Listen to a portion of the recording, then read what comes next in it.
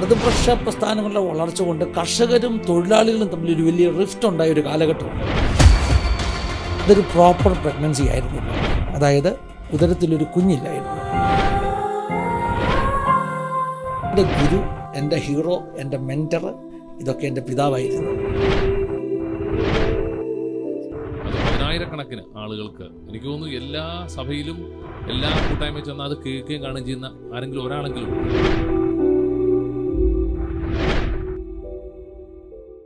Excel മീഡിയയുടെ എല്ലാ പ്രേക്ഷകർക്കും ക്രിസ്തീയ വന്ദനങ്ങൾ. ഇന്ന് ഫേസ് ടു ഫേസിൽ നമ്മളോടൊപ്പം ഉള്ളത് അനേക ആളുകളെ യൂട്യൂബിലൂടെ ഇന്റർവ്യൂ ചെയ്ത, ഒരുപക്ഷെ ക്രൈസ്തവ ലോകത്തിൽ തന്നെ കൂടുതൽ ആളുകളെ ഇന്റർവ്യൂ ചെയ്തിരിക്കുന്ന ഫിന്നി ചാലിങ്കൽ. ആസാദി യൂട്യൂബ് ചാനലിലൂടെ അനേകരിലേക്ക് അനുഭവങ്ങളും സാക്ഷ്യങ്ങളും പങ്കിടാൻ വേദി ഒരുക്കിയ പ്രിയ പാസ്റ്റർ ഫിന്നി നമ്മളോടൊപ്പമുണ്ട്. ഞങ്ങൾ ഈ വേദിയിലേക്ക് സ്വാഗതം ചെയ്യുന്നു. എക്സൽ മീഡിയ ഫ്ലോറിൽ ഞങ്ങളോടൊപ്പം ജോയിൻ ചെയ്തതിൽ സന്തോഷമുണ്ട്.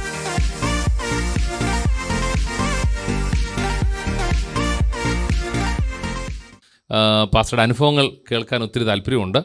എനിക്ക് വർഷങ്ങളായിട്ട്, പ്രത്യേകിച്ച് നമ്മൾ തമ്മിലൊരു 30 വർഷത്തെ ബന്ധമാണ്. 1994 മുതലുള്ള ബന്ധം. ആ ബന്ധം ഇത്രയും വളരാൻ ദൈവം കൃപ ചെയ്തു. ശുശ്രൂഷയിൽ ഇങ്ങനെ പല സമയങ്ങളിൽ നമുക്ക് ഒരുമിച്ച് കാണാൻ കഴിഞ്ഞിട്ടുണ്ട്. അപ്പോൾ ഇന്ന് ഞങ്ങളോടൊപ്പം ഫ്ലോറിലേക്ക് വന്നതിൽ ഒത്തിരി സന്തോഷമുണ്ട്. ദൈവം അനുഗ്രഹിക്കട്ടെ. ഇന്ന് നമ്മൾ പ്രധാനമായിട്ടും പാസ്റ്ററുടെ ജീവിതത്തിലെ അനുഭവങ്ങൾ, ശുശ്രൂഷ അനുഭവങ്ങൾ, പ്രത്യേകിച്ച് ആസാദി എന്ന യൂട്യൂബ് ചാനലിലൂടെ പതിനായിരക്കണക്കിന് ആളുകളിലേക്ക് ദൈവവചനം എത്താനായിട്ട് മുഖാന്തരമായി തീർന്നു. ഒരുപക്ഷെ ഇപ്പം ഫിന്നി പാസ്റ്ററെ അറിയുന്നത് ഫിന്നി ചാലിങ്കൽ എന്നായിരിക്കത്തില്ല, ആസാദി ഫിന്നി എന്നോ ഫിന്നി ആസാദി എന്നൊക്കെയുള്ള ടൈറ്റിലേക്ക് മാറി. പ്രത്യേകിച്ച് ഇന്നലെ 1,00,000 പേര് യൂട്യൂബ് ചാനലിൽ സബ്സ്ക്രിപ്ഷൻ ആയിട്ടുണ്ട്. അപ്പം അങ്ങനെ വ്യത്യസ്ത കാര്യങ്ങളാണ്. അപ്പോൾ ഇന്ന് നമുക്ക് ഒരുമിച്ച് പ്രിയ ഫിന്നി പാസ്റ്റർ ജീവിത അനുഭവങ്ങൾ നമുക്ക് കേൾക്കാനായിട്ട് സമയത്തെ മാറ്റിവെക്കാം. അദ്ദേഹത്തിൻ്റെ ജനനത്തെക്കുറിച്ചും ഒക്കെ അദ്ദേഹം പറയും. അതിനുശേഷം നമുക്ക് തുടരാം. എവിടെയാണ് ജനിച്ചത്, പശ്ചാത്തലം ഒന്ന് പറയാമോ? ഒത്തിരി സന്തോഷമുണ്ട് സാറേ, നമുക്കൊന്നിച്ചിങ്ങനെ ഇരിക്കുവാനൊരു സാഹചര്യം ദൈവം ഒരുക്കിയതിനെ ഓർത്ത്. സാർ പറഞ്ഞില്ല 30 വർഷം മുമ്പ്, ഞാൻ ആ ദിവസം ഇന്ന് ഓർക്കുന്നു. 94 റാന്നി സെയിൻറ്റ് തോമസ് കോളേജിൻ്റെ ലൈബ്രറിയുടെ അവിടെ ആ സ്റ്റെപ്പിൽ സാർ ഇറങ്ങി വരുന്നു, എനിക്ക് കൈ തരുന്നു, ഫിന്നിയല്ലേ എന്ന് ചോദിക്കുന്നു, പരിചയപ്പെടുന്നു. ICPFൻ്റെ ക്ലമനസ് ഞാൻ പറഞ്ഞു വിട്ടിട്ടാണ് നമ്മൾ തമ്മിൽ അന്ന് കാണുന്നത്. 30 വർഷം തികഞ്ഞെന്ന് പറയുമ്പോൾ ഒത്തിരി സന്തോഷം. കാരണം എൻ്റെ ശുശ്രൂഷയുടെയും 30ാമത്തെ വർഷമാണ് 2024. അപ്പോൾ ചുരുക്കി പറഞ്ഞാൽ നമ്മുടെ പരിചയവും എൻ്റെ ശുശ്രൂഷ തുടങ്ങിയ കാലഘട്ടവും എല്ലാമായിട്ട് വളരെ സന്തോഷകരമാകുന്ന ഒരു വർഷമാണ് ഈ 2024 എന്ന് പറയുന്നത്. ഒത്തിരി സാക്ഷ്യങ്ങൾ, അനുഭവങ്ങൾ പറയാനുണ്ട്, ജനിച്ച അനുഭവങ്ങൾ പറയാം. പക്ഷേ പേരിനെക്കുറിച്ചൊരു വാക്ക് പറയണം അല്ലേ? സാറിനെ പരിചയപ്പെടുത്തിയത് ഫിന്നി ചാലിങ്കൽ എന്ന പേരിലാണ്. അങ്ങനെയായിരുന്നു ഞാൻ ഈ പണ്ട് നാട്ടിലുണ്ടായിരുന്ന കാലത്തൊക്കെ എഴുതുമ്പോഴൊക്കെ ഉപയോഗിക്കുന്ന പേര് ഫിന്നി ചാലിങ്കൽ എന്നായിരുന്നു. പക്ഷേ എന്നും എൻ്റെ പേരിനോട് ഒരു പോരാട്ടം ഉണ്ടായിരുന്നു. അത് ഒരു ആത്മീയ ഭാഷയാണ് കേട്ടോ, പേരിനോട് പോരാട്ടം. ഞാൻ ആദ്യമായിട്ട് പവർ വിഷനിലൊരു സന്ദേശം കൊടുക്കുന്നത് 2009. പക്ഷേ അന്ന് എൻ്റെ പേര് അവർ തെറ്റിച്ചാണ് പവർ വിഷനിൽ കാണിച്ചത്. സാർ ഓർക്കുന്നുണ്ടായിരിക്കും, സാറാണ് ആ പവർ വിഷനിൽ നിന്ന് ആ CD എനിക്ക് കളക്ട് ചെയ്ത് തന്നത്. അന്ന് എക്സലിൻ്റെ കുറേ പ്രോഗ്രാം പവർ വിഷനിൽ നടക്കുന്നുണ്ടായിരുന്നു. അപ്പോൾ ഞാൻ റിക്വസ്റ്റ് ചെയ്ത്, ഞാൻ ബോംബെയിലായതുകൊണ്ട് സാറേ എനിക്ക് പവർ വിഷനിൽ നിന്ന് ആ മെസ്സേജിൻ്റെ CD എടുത്ത് തരണം. ഞാൻ യൂട്യൂബിൽ അപ്ലോഡ് ചെയ്ത ആദ്യത്തെ വീഡിയോസിലൊന്ന് അതാണ്. അതിനകത്ത് പക്ഷേ എൻ്റെ പേര് തെറ്റിച്ചാണ് വന്നത്. അതിന് ശേഷം ഞാൻ ഫിന്നി യോഹന്നാൻ എന്ന പേര് ഉപയോഗിക്കാൻ തുടങ്ങി. അതിന് ശേഷമാണ് ഫിന്നി യോഹന്നാൻ എന്ന പേര് ഉപയോഗിക്കാൻ തുടങ്ങിയതിന് ശേഷമാണ് ആ പേര് പുറത്തേക്ക് വന്നത്. ഞാൻ വിശ്വസിക്കുന്നു സാറേ, അതിനകത്തൊരു ദൈവിക നീതിയുണ്ട്. ചാലിങ്കൽ എന്ന് ഞാൻ പേര് വെച്ച് ഉപയോഗിക്കുമ്പോൾ ഒരു പക്ഷേ ദൈവത്തിന് അങ്ങനെ ഒരു പദ്ധതി കാണുമായിരിക്കാം യോഹന്നാൻ എന്ന പേര് ഞാൻ ഉപയോഗിക്കണമെന്ന്. കാരണം അതെൻ്റെ അപ്പനോടുള്ള ദൈവത്തിൻ്റെ ഒരു നീതിയാണ്, വിശ്വസ്തതയാണ്. ഫുൾ എൻ്റെ അപ്പൻ്റെ ചരിത്രം പറഞ്ഞു തുടങ്ങിയെങ്കിൽ മാത്രമേ എൻ്റെ ജീവിതാനുഭവങ്ങൾ പൂർണ്ണമായിട്ട് പറയാൻ പറ്റത്തുള്ളൂ. ഞാൻ ജനിച്ചത് കേരളത്തിലാണ്. കേരളത്തിൽ അമ്പലപ്പുഴയാണ് ഞാൻ ജനിച്ചത്. അമ്മ ഹരിപ്പാട് കരുവറ്റക്കാരിയായിരുന്നു. അപ്പോൾ സ്വാഭാവികമായിട്ടും നമുക്കറിയാമല്ലോ, അമ്മമാരുടെ വീട്ടിലാണ് ആദ്യത്തെ കുഞ്ഞുങ്ങൾക്ക് ആ സാഹചര്യത്തിലാണ് ജനിക്കാനുള്ള ഒരു സാഹചര്യം ഒരുങ്ങുന്നത്. ജനിച്ചത് അമ്പലപ്പുഴയാണ്. പക്ഷേ ആ സമയത്ത് എൻ്റെ മാതാപിതാക്കൾ ആസാമിൽ തേസ്പൂരിൽ കർത്താവിൻ്റെ വേലയിലായിരുന്നു. അപ്പോൾ എൻ്റെ ഒരു ജീവിതാനുഭവം തുടങ്ങുന്നത് ഞാൻ ജനിക്കുന്നതിന് മുമ്പാണ്. ഞാൻ ജനിക്കുന്നതിന് മുമ്പെന്ന് പറയുമ്പോൾ 1974 നവംബർ മാസത്തിൽ ജനിക്കുന്നു. അതിന് 3 മാസം മുമ്പ് സെപ്റ്റംബർ മാസത്തിൽ എൻ്റെ പിതാവ് പാരലൈസായി പോകുന്നു. ആസാമിൽ വെച്ചോ? ആസാമിൽ വെച്ചല്ല സാറേ, എന്നെ അല്ലെങ്കിൽ എൻ്റെ മമ്മിയെ ഡെലിവറിക്ക് വേണ്ടി നാട്ടിൽ കൊണ്ടുവന്ന് പപ്പായും ആ സമയത്ത് നാട്ടിൽ വന്നതാണ്. ഞങ്ങളെ വീട്ടിൽ കൊണ്ടെത്തിക്കാൻ നാട്ടിൽ വന്നതാണ്. മമ്മിയുടെ വീട്ടിൽ ആക്കിയ ശേഷം പെട്ടെന്ന് പപ്പായ്ക്ക് ഒരു നടുവേദന വരുന്നു. പപ്പ പഠിച്ചത് കോട്ടയം ശാലയും PM ബിലിപ്പപ്പച്ചൻ്റെ ബൈബിൾ സ്കൂളിലാണ്. അപ്പോൾ രാവിലെ PM ബിലിപ്പപ്പച്ചനെ കാണാൻ പോയി. വൈകിട്ട് തിരിച്ചു വരുമ്പോൾ പപ്പ പറഞ്ഞു എനിക്കൊരു നടുവേദനയെന്ന് പറഞ്ഞു. പക്ഷേ ആ നടുവേദന മാറിയില്ല, അത് വർദ്ധിച്ചു വന്നു. 3-4 ദിവസത്തിനകം പൂർണ്ണമായിട്ട് കട്ടിലിൽ കിടപ്പായി. അന്ന് കരുവാറ്റ പാസ്റ്റർ ഫിലിപ്പി തോമസിൻ്റെ ആ ഒരു ബൈബിൾ സ്കൂള്, അവിടുത്തെ സ്റ്റുഡൻസ് എല്ലാം കൂടെ വന്ന് പപ്പാട് ചുറ്റും ഇരുന്ന് പ്രാർത്ഥിക്കുക. പപ്പായ്ക്ക് ആശുപത്രി പോകണമെന്നുള്ള ആഗ്രഹം ഇല്ല. ഫിലിപ്പി തോമസ് പാസ്റ്റർ പിതാവ് വെട്ടിശ്ശേരി തോമാച്ചായൻ എന്നാണ് അറിയപ്പെട്ടുകൊണ്ടിരുന്നത്. അദ്ദേഹമാണല്ലോ ബൈബിൾ സ്കൂളൊക്കെ തുടങ്ങിയത്. അപ്പോൾ അവിടുത്തെ സ്റ്റുഡൻസ് എല്ലാം വന്ന് കണ്ടിന്യൂസ് വീട്ടിൽ പ്രാർത്ഥനയാണ്. പപ്പാടെ ഈ രോഗം വർദ്ധിച്ചു കൊണ്ടിരിക്കുന്നു. അങ്ങനെ ഇരിക്കുക, അന്നത്തെ കാലത്ത് വാർത്താവിനിമയ സംവിധാനങ്ങളൊക്കെ കുറവാണ്. അപ്പോൾ എൻ്റെ ഗ്രാൻഡ് ഫാദർ റാന്നിയിൽ ആരോ ഒരു കത്തയച്ചറിഞ്ഞു പപ്പ സീരിയസ് കണ്ടീഷനിലാണെന്ന്. അദ്ദേഹം വളരെ പെട്ടെന്ന് കരുവറ്റായി വന്നിട്ട് എൻ്റെ ഗ്രാൻഡ് ഫാദർ പറഞ്ഞു നിങ്ങളിങ്ങനെ പ്രാർത്ഥിച്ചുകൊണ്ടിരുന്നാൽ പോരാ, ആശുപത്രി കൊണ്ടുപോകണം. അങ്ങനെ പെട്ടെന്ന് പപ്പയെ കങ്ങഴ ഹോസ്പിറ്റലിൽ കൊണ്ടുപോയി. അവിടെ ചെന്ന് പപ്പയ്ക്കൊരു ഇഞ്ചക്ഷൻ കൊടുത്തു.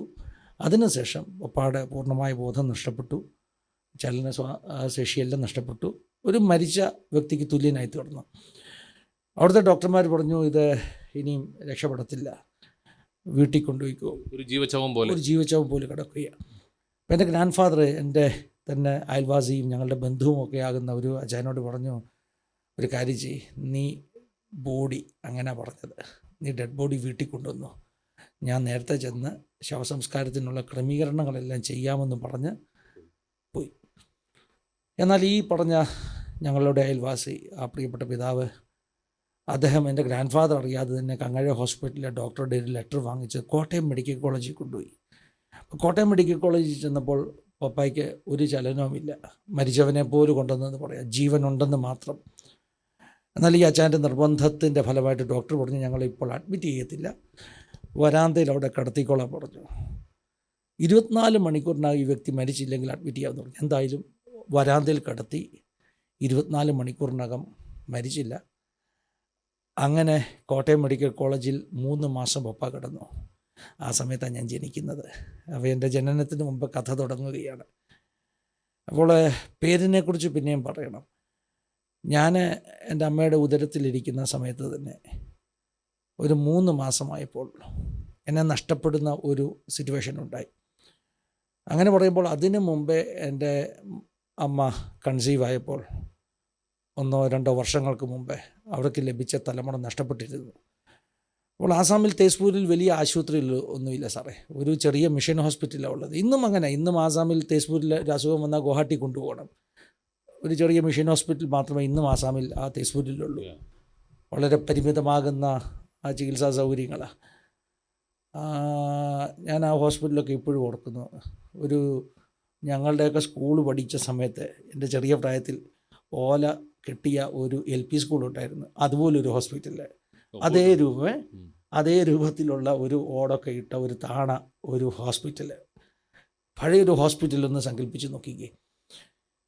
2ാമത്തെ പ്രഗ്നൻസിയുടെ സമയത്ത് ഡോക്ടേഴ്സ് പറഞ്ഞു ആദ്യമുണ്ടായ പ്രഗ്നൻസി പോലെ തന്നെയാണിത്. അപ്പോൾ ആദ്യത്തെ പ്രഗ്നൻസിയുടെ ഒരു പ്രത്യേകത, അതൊരു പ്രോപ്പർ പ്രഗ്നൻസി ആയിരുന്നില്ല. അതായത് ഉദരത്തിലൊരു കുഞ്ഞില്ലായിരുന്നു. അതിന് ടെക്നിക്കലി എന്താ പറയുന്നതെന്ന് നമുക്കത്ര അറിയത്തില്ല, കാരണം വൈദ്യശാസ്ത്രപരമാകുന്ന പേരുകളാണ്. സൂഡോ പ്രഗ്നൻസി എന്ന് വേണമെങ്കിൽ വിളിക്കാം. ആളുകൾക്ക് തോന്നും ഇത് പ്രഗ്നൻസി ആണെന്ന്, പക്ഷേ ഒരു പ്രോപ്പർ ചൈൽഡ് അകത്തില്ല. വാസ്കുലറോ മോളിക്കുലറോ എന്നൊക്കെ പറയും. ഒരു മോളിക്യൂൾ പോലൊരു പ്രഗ്നൻസി അവിടെ ഉണ്ട്, പക്ഷേ അതിനകത്തൊരു ശിശുവില്ല. ആദ്യത്തെ കുഞ്ഞങ്ങനെയാണ് നഷ്ടപ്പെട്ടത്. 2ാമത്തെ ശിശുവിൻ്റെ കാര്യത്തിൽ അവർ പറഞ്ഞു എൻ്റെ കാര്യത്തിലും ഇത് ഒരു സൂഡോ പ്രഗ്നൻസിയാണ്, അകത്തൊരു കുഞ്ഞ് ഇല്ല, ഇത് ഒരു മോളിക്കുലർ വാസ്കുലർ കൈൻഡ് ഓഫ് പ്രഗ്നൻസിയാണ്. ഒരു വെള്ളക്കുമ്പളയെന്ന് ചിന്തിച്ചോ സാറേ, ഉദരത്തിലുള്ളതൊരു വെള്ളക്കുമ്പളയാണെന്ന് 3-ാം മാസത്തിൽ ഡോക്ടർ പറഞ്ഞു. അപ്പോൾ അന്ന് ആസാമിൽ തേസ്പൂരിലെ പപ്പ ശുശ്രൂഷിക്കുന്ന സഭ തുടക്കമാണ്. പപ്പ ഒരു പൈനിയർ മിഷണറിയാണ്. IPC ചർച്ചിനോടുള്ള ബന്ധത്തിൽ അന്നത്തെ IPCയുടെ മിഷൻ ബോർഡ് അയച്ച ഒരു ഇവാഞ്ചലിസ്റ്റ് മിഷണറിയാണ് പപ്പ. വിശ്വാസികളൊന്നുമില്ല, 2-3 വിശ്വാസികളേ ഉള്ളൂ. ആകപ്പാടെ അല്പം ശേഷിയുള്ള വിശ്വാസി ഇന്ന് കർത്താവിൽ പ്രസിദ്ധനാകുന്ന ഡോക്ടർ D. ജോഷുവ സാറാണ്. അപ്പം ജോഷുവ സാറ് ആണ് പപ്പായ്ക്കൊരു കൈത്താങ്ങൽ. ബാക്കി ഈ മണിപ്പൂർ മേഘാലയയിൽ നിന്നൊക്കെയുള്ള 1-2 ആളുകൾ വരുന്നുണ്ട്. പിന്നെ അവിടെ ആസാം തേസ്പൂരിൽ ഒത്തിരി മിലിറ്ററി ക്യാമ്പുകളുണ്ട്. അവിടെ നിന്നുള്ള പട്ടാളക്കാർ അവർ 2 മാസം വന്നാൽ 3-ാമത്തെ മാസം അവർക്ക് ട്രാൻസ്ഫർ ആവും, അങ്ങ് പോകും. അപ്പോൾ ആകെ ജോഷുവ സാറും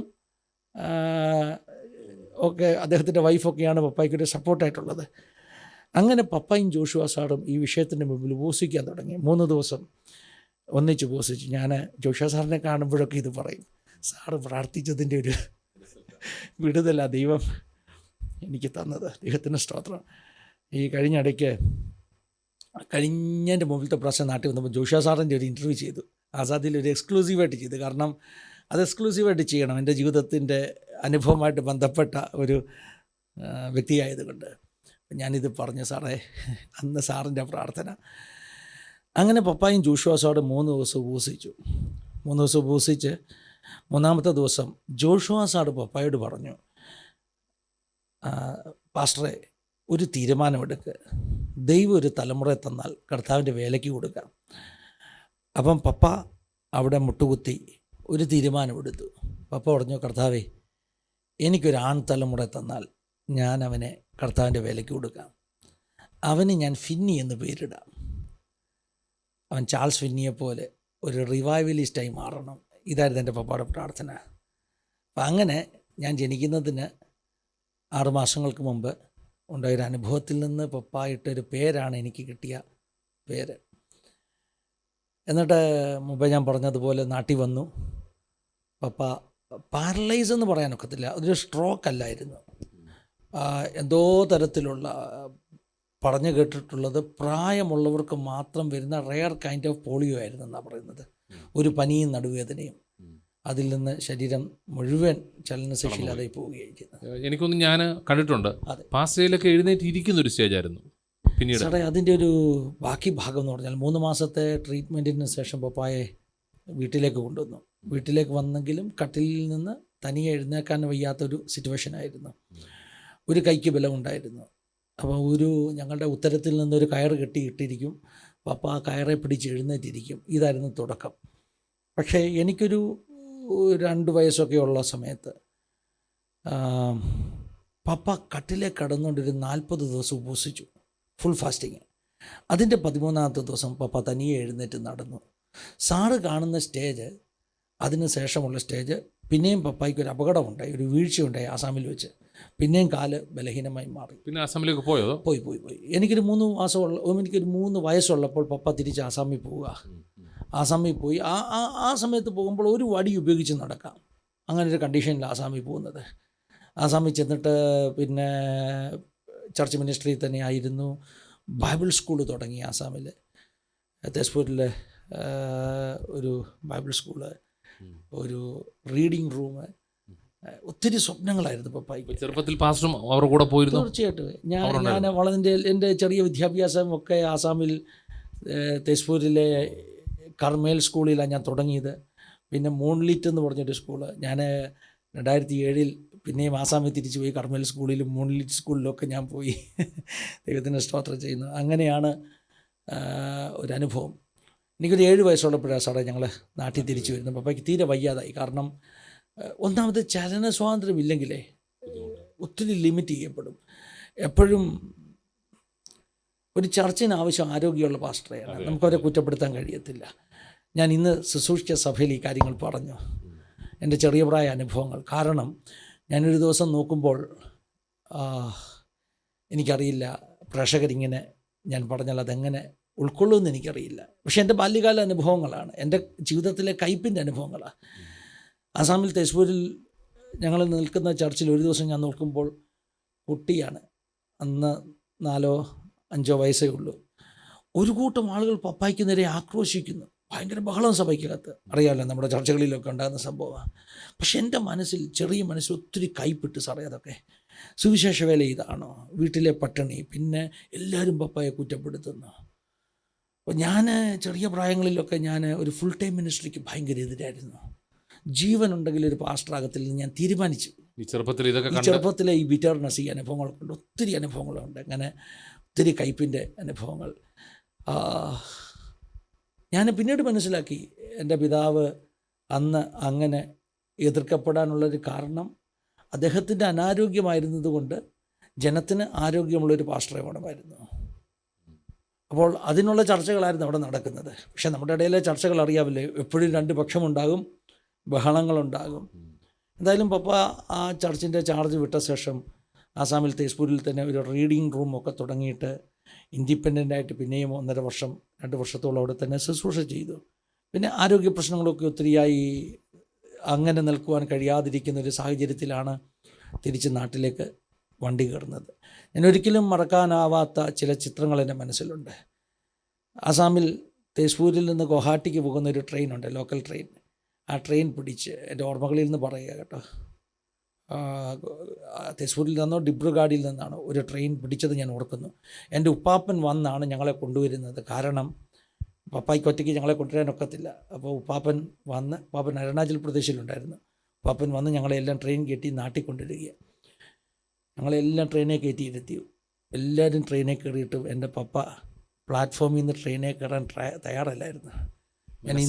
മനസ്സവിടെ സാറേ, ഞാൻ ഇന്നും ഓർക്കുന്നു, ആ പ്ലാറ്റ്ഫോമിൽ കൂടെ ഒരറ്റം മുതൽ അങ്ങേയറ്റം വരെ ഈ ക്രച്ചസ് കുത്തി പപ്പ നടക്കുകയാണ്, അങ്ങോട്ടും ഇങ്ങോട്ടും നടക്കുക. അപ്പം ഞങ്ങളകത്തിരുന്നുകൊണ്ട് പറയുന്നുണ്ട്, പപ്പ കയറി വാ എന്നൊക്കെ ഞാൻ എൻ്റെ കുഞ്ഞു മനസ്സിൽ പറയുന്നുണ്ട്. എൻ്റെ പെങ്ങൾക്ക് 6 മാസമേ ഉള്ളൂ. സാറിന് അറിയാമല്ലോ, ഗ്രേസിനെ അറിയാമല്ലോ, എൻ്റെ പെങ്ങൾക്ക് 6 മാസമേ ഉള്ളൂ. അപ്പോൾ പപ്പ ഇങ്ങനെ അങ്ങോട്ടും ഇങ്ങോട്ടും നടക്കുകയാണ്. പക്ഷെ ഇന്ന് എനിക്കറിയാം എന്തായിരുന്നു ആ നടപ്പിൻ്റെ, ആ കണ്ണുനീരിൻ്റെ പിന്നിലെ രഹസ്യം എന്നുള്ളത്. ഹൃദയം അവിടെയാണ്, ആസാമിൽ തന്നെ. എൻ്റെ കുട്ടിക്കാലത്തൊക്കെ ഞാൻ കേട്ട് വളർന്നത് പിന്നീട് അതാണ് സാറേ. ഞാൻ നാട്ടിൽ വന്ന ശേഷം എൻ്റെ പിതാവ് എന്നോട് എപ്പോഴും പറയുന്നത്, എനിക്ക് ചെയ്യാൻ പറ്റാത്തത് നീ ചെയ്യണം. അപ്പോൾ എൻ്റെ ജീവിതത്തിൽ എപ്പോഴും ഞാൻ കേട്ടത് അതാ. 1980 മുതൽ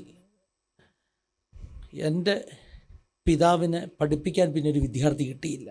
ആസാമിൽ ബൈബിൾ സ്കൂൾ ഉണ്ടായിരുന്നു, അത് പൂട്ടി. ഞാൻ ഒന്ന് ഓർക്കുന്നു, ആ ബൈബിൾ സ്കൂളിൻ്റെ ലൈബ്രറിയൊക്കെ ഗുഡ്സ് ട്രെയിനിൽ കയറ്റി ഞങ്ങൾ നാട്ടിൽ കൊണ്ടുവന്നു, ബുക്സ് എല്ലാം നാട്ടിൽ കൊണ്ടുവന്നു. ഇപ്പോഴും ഓർക്കുന്ന, ഒരു ടെമ്പോ പിടിച്ചാണ് എൻ്റെ ഗ്രാൻഡ് ഫാദർ ഈ പുസ്തകങ്ങളും ഈ സാധനങ്ങളും ഒക്കെ വീട്ടിലെത്തിച്ചത്. സാധനം ഉണ്ടായിരുന്നു, കാരണം എത്ര പുസ്തകങ്ങളുണ്ടായിരുന്നു എന്നറിയാം സാറേ, ഒരു ബൈബിൾ സ്കൂളിൻ്റെ പുസ്തകങ്ങൾ. ഞാൻ ആ കഥയിലേക്ക് വരാം, ആ ബൈബിൾ സ്കൂളിൻ്റെ പുസ്തകങ്ങളുടെ കഥയിലേക്ക് വരാം. അങ്ങനെ ആ പുസ്തകങ്ങൾ നാട്ടിലെത്തിക്കുന്നു. പപ്പായ്ക്ക് പഠിപ്പിക്കാൻ പിന്നെ സ്റ്റുഡൻസ് ആരും കിട്ടിയില്ല. പപ്പായ്ക്ക് പഠിപ്പിക്കാൻ കിട്ടിയ ഏക സ്റ്റുഡൻറ്റ് ഞാനായിരുന്നു. 1980 മുതൽ 94 വരെ ലിറ്ററലി പപ്പായുടെ കാൽക്കലിരുന്ന് ഞാൻ ദൈവവചനം പഠിച്ചു. അങ്ങനെ പഠിപ്പിക്കുന്ന രീതിയായിരുന്നു. പപ്പ വേദപുസ്തകം എങ്ങനെ വ്യാഖ്യാനിക്കണം എന്നുള്ള താക്കോൽ എന്നെ ഏൽപ്പിച്ചത് എൻ്റെ പിതാവാണ്. അതിനെനിക്ക് ഒത്തിരി അഭിമാനമുണ്ട് സാറേ. കാരണം അതുകൊണ്ടാണ് ഞാൻ പറയുന്നത്, എൻ്റെ പപ്പയെക്കുറിച്ച് പറയാതെ എനിക്ക് എങ്ങും എൻ്റെ ജീവിതാനുഭവം പറയാൻ പറ്റത്തില്ല. കാരണം എൻ്റെ പിതാവിനോടുള്ള ദൈവത്തിൻ്റെ ഒരു നീതിയുണ്ട്. ഞാൻ ഫിന്നി ചാലിങ്കൽ എന്ന് പേരിടാൻ ശ്രമിച്ചിട്ടും ഫിന്നി യോഹന്നാനിലേക്ക് ദൈവം എന്നെ തിരിച്ചു കൊണ്ടുവന്നു. പലപ്പോഴും ഒരു പ്രാവശ്യമല്ല സാറേ, ഈ എൻ്റെ പേര് ആളുകൾ തെറ്റിച്ച് ഐഡൻറ്റിഫൈ ചെയ്യുന്നത് ആദ്യത്തെ പ്രാവശ്യമല്ല. സാറിനറിയാമല്ലോ, ഞാൻ റാന്നി സെൻറ് തോമസ് കോളേജിൽ പഠിക്കുമ്പോൾ രാഷ്ട്രീയത്തിലുണ്ടായിരുന്നു, KSU പ്രവർത്തകനായിട്ടുണ്ടായിരുന്നു. മാഗസിനിൽ കോളേജിൻ്റെ റിപ്പോർട്ടുണ്ട്. കോളേജ് റിപ്പോർട്ടിൻ്റെ സമയത്ത് എൻ്റെ പേര് അച്ചടിച്ച് വന്നത് തെറ്റിച്ച, അതെന്നെ അത്ഭുതപ്പെടുത്തി. രസകരമായ പേരാണ് എനിക്ക് കൊടുത്തിരുന്നത്, ഫിന്നി സ്റ്റീഫൻ ഷാമുവൽ. ആൾ മാറിപ്പോയി. കാരണം അന്ന് ഫിന്നി സ്റ്റീഫൻ ഷാമുവൽ കോഴഞ്ചേരി കോളേജിലൊക്കെ വളരെ പ്രമുഖനാണ്. അദ്ദേഹം യൂണിവേഴ്സിറ്റി യൂണിയൻ മെമ്പറാണ്. KSUവിൻ്റെ എനിക്ക് തോന്നുന്നു ജില്ലാതലത്തിലൊക്കെ പ്രവർത്തിക്കുന്ന ആളാണ്. അപ്പോൾ അദ്ദേഹത്തിൻ്റെ പേര് വളരെ പോപ്പുലറാണ്. അപ്പോൾ എന്തായാലും കോളേജുകാർ എഴുതിയ കൂട്ടത്തിൽ ഫിന്നി യോഹന്നാൻ എന്ന് എഴുതുന്നതിന് പകരം ഫിന്നി സ്റ്റീഫൻ ഷാമുവൽ എന്ന് എഴുതിയത്. അപ്പം അന്ന് മുതലേ എൻ്റെ പേര് അപഹരിക്കപ്പെടുക. അതെ. എനിക്ക് തോന്നുന്നു, ഞാൻ ഈ ദിവസങ്ങളിലൊക്കെ ചില ചർച്ച ശുശ്രൂഷിക്കുമ്പോൾ പറയുന്നൊരു കാര്യമാണ്, ശുശ്രൂഷയിൽ ഇറങ്ങിയിട്ട് 30 വർഷമായെന്ന് പറഞ്ഞു. ആളുകൾ എന്നെ റെക്കഗ്നൈസ് ചെയ്യാൻ തുടങ്ങിയിട്ട് 5 വർഷമായതേ ഉള്ളൂ. 5 വർഷം, കോവിഡ് കാലം മുതൽ ഇങ്ങോട്ട്. ഈ കോവിഡ് കാലത്തെ ആ അനുഭവങ്ങളോടൊന്നും ചേർത്ത് പറയാമോ? തീർച്ചയായിട്ടും പറയാം. പ്രത്യേകിച്ച് ഈ ആസാദി എന്ന് പറയുന്ന യൂട്യൂബ് ചാനൽ തുടങ്ങി അതെ. അത് 10,000-കണക്കിന് ആളുകൾക്ക്, എനിക്ക് തോന്നുന്നു എല്ലാ സഭയിലും എല്ലാ കൂട്ടായ്മ ചെന്നാൽ അത് കേൾക്കുകയും കാണുകയും ചെയ്യുന്ന ആരെങ്കിലും ഒരാളെങ്കിലും ഉണ്ട്. തീർച്ചയായിട്ടും. അപ്പോൾ ആ അനുഭവങ്ങൾ എങ്ങനെയായിരുന്നു? അങ്ങനെ ഒരു തുടക്കം ഉണ്ടാകാൻ കാരണം കൂടെ പറയാമോ? തീർച്ചയായിട്ടും. അനുഭവങ്ങൾ ഒത്തിരിയുണ്ട് സാറേ. പറയാൻ പോയി കഴിഞ്ഞാൽ ഇങ്ങനെ ഒരു ജീവിതകാലം മുഴുവൻ അനുഭവിച്ച അനുഭവങ്ങളല്ലേ. അപ്പം എനിക്കറിയില്ല എവിടെയൊക്കെ പറയണം, എന്തൊക്കെ പറയണം എന്നുള്ളത് എനിക്കറിയത്തില്ല. അപ്പം ചെറിയ പ്രായം മുതൽ ഞാൻ പറഞ്ഞു, പപ്പ പറഞ്ഞു തുടങ്ങിയത് എനിക്ക് ചെയ്യാൻ പറ്റാത്തത് നീ ചെയ്യണം, നീ ചെയ്യണം. 14 വർഷം വേദപുസ്തകം വ്യാഖ്യാനിക്കാൻ പഠിപ്പിച്ചു. പ്രത്യേകിച്ചും പപ്പയുടെ ഒരു ഗുണം, പപ്പ ഓൾഡ് സ്കൂളാണ്, പഴയ ബന്ധക്കോസുകാരനാണ്. PM ഫിലിപ്പ് സാറിൻ്റെ ബൈബിൾ സ്കൂളിൽ പഠിച്ചു. അത് കഴിഞ്ഞ് ഡൂൺ ബൈബിൾ കോളേജിൽ പോയി പഠിച്ചു. എല്ലാം പഴയ സ്കൂളാണ്. ഡൂൺ ബൈബിൾ സ്കൂൾ, ഇന്നത്തെ ന്യൂ തിയോളജി അല്ല, പഴയ ഡൂൺ ബൈബിൾ സ്കൂൾ. അപ്പോൾ എല്ലാം ഓൾഡ് സ്കൂളാണ്. പഠിച്ചത് മുഴുവൻ പഴയ പെന്തക്കോസ്തിൻ്റെ അപ്പച്ചന്മാരിൽ നിന്ന്, TG Ummachan, PM Philip sir, ഇങ്ങനെയുള്ള അപ്പച്ചന്മാരിൽ നിന്ന്. അപ്പോൾ ആ നോട്ടുകൾ ദൈവത്തിൻ്റെ കൃപയാൽ പപ്പയുടെ കോട്ടയം ശാലേമിലെ ഡൂൺ ബൈബിൾ കോളേജിലെ ഫുൾ കയ്യെഴുത്തിലുള്ള നോട്ടുകൾ എൻ്റെ കയ്യിലുണ്ട്. അതൊക്കെ അമൂല്യ നിധിയാണ് സാറേ. അത് മുഴുവനുണ്ട്. ഞാൻ പഠിച്ചത് അതിൽ നിന്നാണെന്ന് മനസ്സിലാക്കിക്കോ. ഞാൻ പഠിച്ചത് അതിൽ നിന്ന്. എൻ്റെ പപ്പ കോട്ടയം ശാലേമിൽ എഴുതി പഠിച്ച നോട്ട്. എനിക്കൊന്നും അങ്ങനെയുള്ള മക്കളെ കാണാനില്ല. വളരെ ചുരുക്കം. അപ്പന്മാർ ദൈവവചനം പഠിപ്പിച്ചു, അല്ലെങ്കിൽ അവരുടെ നോട്ട് വെച്ച് പഠിച്ചു, അങ്ങനെയൊക്കെ ഉള്ളൊരു കുറവാണ്. ഞാനേ ഏത് ചർച്ചിൽ ഫസ്റ്റ് ടൈം ശുശ്രൂഷിക്കുമ്പോഴും ഞാൻ 2 കാര്യം പറയും സാറേ. അതെൻ്റെ ജീവിതത്തിലൊരു തീരുമാനം പോലെ, ഒരു നിഷ്ഠ പോലാണ്. ഒരു പക്ഷേ ലൈവിലൂടെയൊക്കെ അത് കേൾക്കുമ്പോൾ ആളുകൾക്ക് ആവർത്തന വിരസത തോന്നും.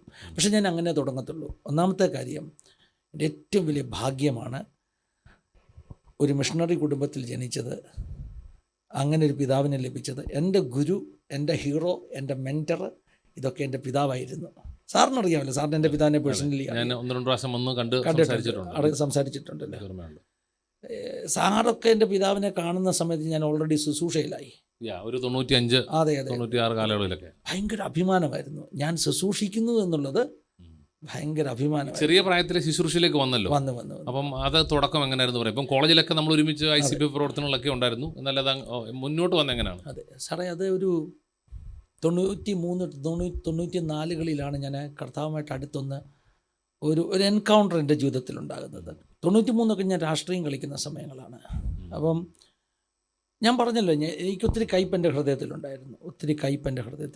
പ്രത്യേകിച്ചും ഈ ഒരു സുവിശേഷ വേലയുമായിട്ടുള്ള ബന്ധത്തിൽ എൻ്റെ പിതാവ് അനുഭവിച്ച കയ്പുകൾ, പട്ടിണികൾ, ഇതൊക്കെ കൊണ്ട് ഞാൻ ചിന്തിച്ചു, ഞാൻ കർത്താവിൻ്റെ വേല ചെയ്യാൻ റെഡിയാണ്. അപ്പൻ എന്നെ അങ്ങനെ ട്രെയിൻ ചെയ്യുന്നത്. അപ്പം എനിക്ക് കർത്താവിൻ്റെ വേല ചെയ്യാം, പക്ഷെ ഒരിക്കലും പാസ്റ്ററാകത്തില്ല. അല്പം കൂടെ സ്റ്റാറ്റസ് ഉള്ള എന്തെങ്കിലുമൊക്കെ ചെയ്യണം. അപ്പോൾ അതോടൊപ്പം തന്നെ പറയേണ്ട ഒരു കാര്യമാണ്, എൻ്റെ അമ്മ അപ്പർ കുട്ടനാടുകാരിയാണ്, ഹരിപ്പാട് കരുവേറ്റാന്ന് പറഞ്ഞാൽ. അമ്മയുടെ ചെറിയ പ്രായമൊക്കെ ഈ കാർഷിക സമരങ്ങളുടെ പ്രായമായിരുന്നു. ആ കാലഘട്ടം എന്ന് പറഞ്ഞാൽ ഈ കുട്ടനാട് ഏരിയയിൽ ഇടതുപക്ഷ പ്രസ്ഥാനങ്ങൾ ഒരു സൈഡിൽ വളരുന്നു, മറുഭാഗത്ത് കർഷകർ പ്രബലമാകുന്നു. കർഷകർ കൂടുതലും ക്രിസ്ത്യൻസാണ്. അപ്പം ഈ ഇടതുപക്ഷ പ്രസ്ഥാനങ്ങളുടെ വളർച്ച കൊണ്ട് കർഷകരും തൊഴിലാളികളും തമ്മിൽ ഒരു വലിയ റിഫ്റ്റ് ഉണ്ടായ ഒരു കാലഘട്ടമുണ്ട്. അവിടെ തമ്മിൽ പരസ്പരം ആക്രമണങ്ങളും കണ്ടത്തിലെ വിളവ് നശിപ്പിക്കലുകളും ഒത്തിരി സമരങ്ങളും ഒക്കെ നടക്കുന്നൊരു കാലമാണ്. അപ്പോൾ ആ കാലഘട്ടത്തിലാണ് എൻ്റെ അമ്മ വളർന്നു വന്നത്. അപ്പോൾ അമ്മ ഒരു അപ്പർ കുട്ടനാട്ടിലെ ഒരു നെൽകർഷക കുടുംബത്തിൽ നിന്നാണ്. അപ്പോൾ ഈ ഒരു സംഘർഷം, ഈ പാർട്ടികൾ തമ്മിലുള്ള സംഘർഷം എൻ്റെ അമ്മയെ ഒത്തിരി സ്വാധീനിച്ചിട്ടുണ്ട്. അപ്പോൾ കുട്ടിക്കാലത്ത് അപ്പൻ പറഞ്ഞു തന്ന കഥകളിൽ ആരുണ്ടായിരുന്നു?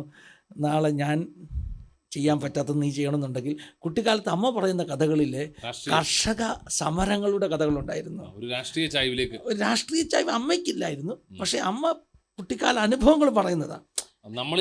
നമ്മളിൽ അത് സ്വാധീനമായി മാറി. അമ്മ പറയുമ്പോൾ അന്നത്തെ മുദ്രാവാക്യങ്ങൾ, അരി എവിടെ, തുണി എവിടെ, പറയൂ സർക്കാരെ, അമ്മ പറഞ്ഞു തന്ന മുദ്രാവാക്യം ചെറിയ പ്രായത്തിൽ കേട്ടുതുടങ്ങിയ കഥകളാണ്. അന്നത്തെ അമ്മയുടെ കുട്ടിക്കാല കഥകളൊക്കെ പറയുമ്പോൾ എനിക്ക് സ്വാഭാവികമായിട്ടും ഒരു കോൺഗ്രസ് അനുഭവം. അപ്പോൾ എൻ്റെ ഗ്രാൻഡ് ഫാദർ എന്ന് പറഞ്ഞാൽ കർഷകനാണ്. അന്ന് കർഷക സമരങ്ങളിലൊക്കെ ഒരു ഭാഗത്ത് നിന്ന ആളാണ്. അപ്പം എൻ്റെ അപ്പച്ചൻ ഒരു റിപ്പബ്ലിക് ഡേക്ക് ഞങ്ങളുടെ വീട്ടിലോട്ട് വരിക കേട്ടോ, കരുവറ്റാലിൽ നിന്ന് റാന്നിക്ക് വരിക. അപ്പോൾ റിപ്പബ്ലിക് ഡേക്ക് എല്ലായിടത്തും ഇന്ത്യൻ ദേശീയ പതാക കാണും. അപ്പച്ചൻ വീട്ടിൽ വന്നിട്ട് പറഞ്ഞു എല്ലായിടത്തും കോൺഗ്രസിൻ്റെ കൊടിയാന്ന് പറഞ്ഞു. അപ്പച്ചൻ്റെ മനസ്സ് മുഴുവൻ ത്രിവർണ്ണ പതാക എന്ന് പറഞ്ഞാൽ കോൺഗ്രസ്സാണ്. അങ്ങനെ ഒരു സ്വാധീനം അമ്മ വീട്ടിൽ നിന്നുള്ളത് കൊണ്ട് എന്ത് സംഭവിച്ചു, എനിക്ക് കോളേജ് കാലത്ത് വന്നപ്പോൾ കോളേജിലല്ല സാറേ, സ്കൂളിൽ വെച്ച് തന്നെ ഞാൻ രാഷ്ട്രീയത്തിലേക്ക് പോയി. അവരുടെ ലക്ഷ്യം എന്താണെന്നറിയോ, ഞങ്ങൾ 2 പേരെ അവർ ടാർഗറ്റ് ചെയ്തു. ഒന്ന് ഞാൻ, മറ്റൊന്ന് വളരെ സീനിയറാകുന്ന ഒരു ഇടതുപക്ഷത്തിലെ വളരെ കൈക്കരുത്തുള്ള ഒരാൾ. പക്ഷെ അത് വലിയ പ്രശ്നങ്ങളായി. രാഷ്ട്രീയക്കാർ, വലിയ രാഷ്ട്രീയക്കാർ അത് ഏറ്റെടുക്കുന്നു. കവലകളിൽ ചർച്ച നടക്കുകയാണ്. കൊച്ചു പയ്യനാണ്. അപ്പോൾ പ്രാർത്ഥന എന്നെ ദൈവം മടക്കിക്കൊണ്ടുവന്നെന്ന് പറയുന്നതാണ് സത്യം. നമ്മുടെ ആഗ്രഹങ്ങൾ ഈ വിരളൊക്കെ ഇരുമ്പ് പോലെ ആകണം.